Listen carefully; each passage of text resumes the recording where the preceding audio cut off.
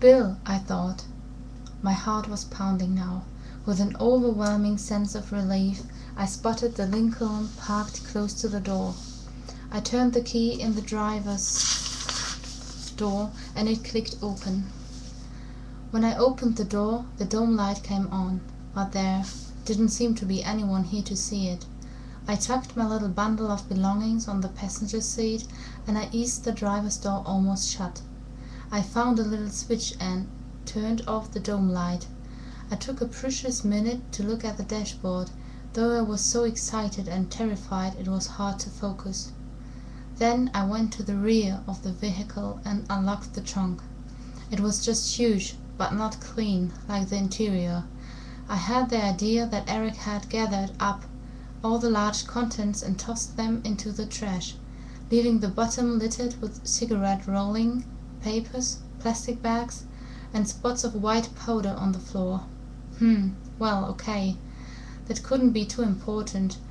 Eric had stuck in 2 bottles of blood, and I moved them over to one side. The trunk was dirty, yes, but clear of anything that would cause Bill discomfort. I took a deep breath and clutched the blanket to my chest.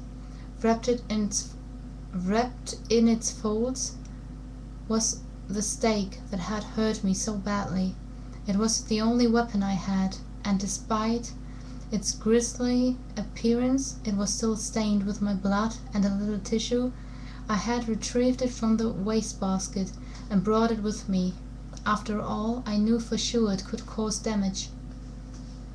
The sky was a shade lighter, but when I felt raindrops on my face, I felt confident the darkness would last a little longer. I skulked my way to the garage. Creeping around surely looked suspicious, but I simply could not make myself stride purposefully over to the door. The gravel made silence almost impossible, but still I tried to step lightly. I put my ear to the door, listened with all my enhanced ability. I was picking up nothing. At least I knew there was no human inside. Turning the knob slowly, easing it back into position after I pushed, I stepped into the room. The floor was wooden and covered with stains. The smell was awful. I knew immediately that Russell had used this room for torture before. Bill was in the center of the room, lashed to a straight back chair by silver chains. After the confused emotions and unfamiliar surroundings of the past few days, I felt like the world suddenly came into focus. Everything was clear. Here was Bill. I would save him, and after I'd had a good look at him in the light of the naked bulk hanging from the ceiling, I knew I would do anything to save him. I had never imagined anything so bad. There were burn marks under the silver chains, which were draped all around him. I knew that silver caused unremitting agony to a vampire, and my Bill was suffering that now. He had been burned with other things, and cut more than he could heal. He had been starved, and he had been denied sleep. He was slumped over now, and I knew he was taking what respite he could while his torment were gone. His dark hair was matted with blood. There were 2 doors leading out of the windowless room.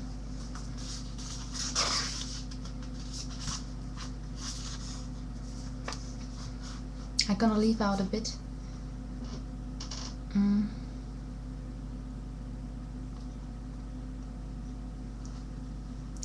I took 2 steps closer to Bill. I knew when he smelled me, realized it was me. His head snapped up and his eyes blazed at me.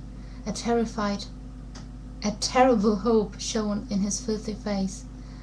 I held up a finger. I stepped quietly over to the open door to the dormitory and gently slid it almost shut. Then I glided behind him, looking down at the chains. There were 2 small padlocks, like the one you put on your locker at school, holding the chains together. Key, I breathed in Bill's ear. He had an unbroken finger, and that was the one he used to point at the door I'd come in by. 2 keys hung on a nail by the door, quite high from the floor and always in Bill's sight. Of course they'd think of that. I put the blanket and stake on the floor by Bill's feet. I crept across the stained floor and reached up as far as I could strain. I couldn't reach the keys. A vampire who could float would be able to get them. I reminded myself I was strong from Eric's blood. There was a shelf on the wall that held interesting things like pokers and pincers. Pincers! I stood on my tiptoes and lifted them off the shelf, trying hard to keep my gorge from rising when I saw they were crusted with horrible stuff. I held them up and they were very heavy, but I managed to clamp them on the keys, work them forward of the nail and lower the pincers until I could take the key from their pointed ends. I exhaled a giant sigh of relief, as silently as you can exhale. That hadn't been so hard.